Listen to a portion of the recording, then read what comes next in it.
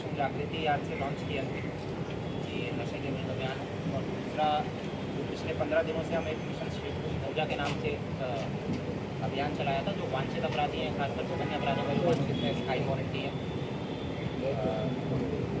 इसमें क्या कार्रवाई हुई है पिछले 15 दिनों में, ये दोनों चीज़ों के बारे में।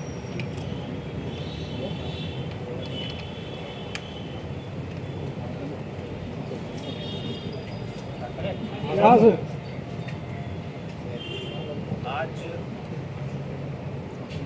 जिला जयपुर दक्षिण में मिशन जागृति अभियान को लॉन्च किया जा रहा है, जो कि ये नशे के विरुद्ध हमारा पूरे ज़िले भर का अभियान रहेगा।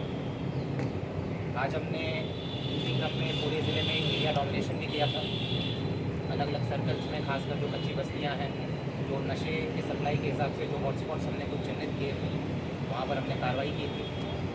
उसमें हमने डॉग स्क्वाड और ड्रोन की भी मदद ली थी। और ये जो एरिया डोमिनेशन हमने किया, इसमें हमने करीब 13 प्रकरण NDPS के दर्ज करते हुए टोटल जो है 47 लोगों को गिरफ्तार किया। इस एरिया डोमिनेशन के साथ इस अभियान की आज हमने शुरुआत की।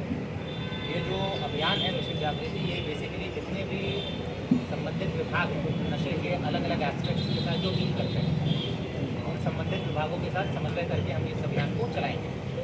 चाहे वो प्रशासन हो, चाहे वो सामाजिक न्याय विभाग हो, चाहे वो शिक्षा विभाग हो, नारकोटिक्स कंट्रोल ब्यूरो के भी प्रतिनिधि हैं, और असिस्टेंट ड्रग कंट्रोलर जो कि दवा की दुकानों का इंस्पेक्शन करते हैं, वो भी हमारे साथ जुड़े हैं।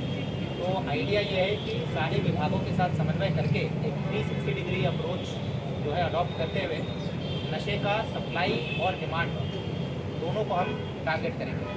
जहाँ तक सप्लाई की बात है, जो बड़े सप्लायर्स हैं और जो छोटे रिटेल लेवल के सप्लायर्स हैं, खासकर जो स्कूल्स, कॉलेजेस, कोचिंग इंस्टीट्यूट्स इसके आसपास जिनकी गतिविधियाँ रहती हैं, इनको हम बीट वाइज चिन्हित करेंगे। बीट वाइज इनकी लिस्टिंग हम करवा रहे हैं, और प्रयास रहेगा कि ये जो पूरा सप्लाई चेन है, नीचे से लेकर ऊपर तक, रिटेल लेवल से लेकर जो बड़े सप्लायर्स हैं, उन सबको चिन्हित करके उनके विरुद्ध कार्रवाई की जाए और इस सप्लाई चेन को कमज़ोर किया जाए।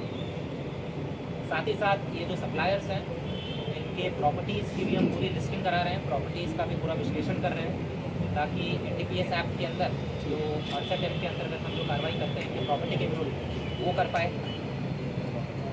और फिट NDPS जो प्रिवेंटिव डिटेंशन वाली भी कानून में प्रावधान दिए गए हैं, जो सक्रिय अपराधी है उनके विरुद्ध फिट NDPS में भी हम कार्रवाई करने का प्रयास करें।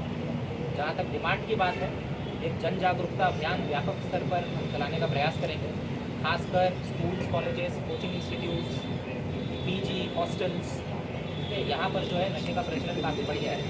तो हमारा प्रयास रहेगा कि जैसे जो स्कूल्स है, कॉलेजेस हैं, कोचिंग इंस्टीट्यूट्स है, PG है, इनके जो संचालक हैं, इनकी रेगुलर मीटिंग कराते रहें और इनको मोटिवेट करके इनके कैंपस को नशा मुक्त करवाने का हम प्रयास करें।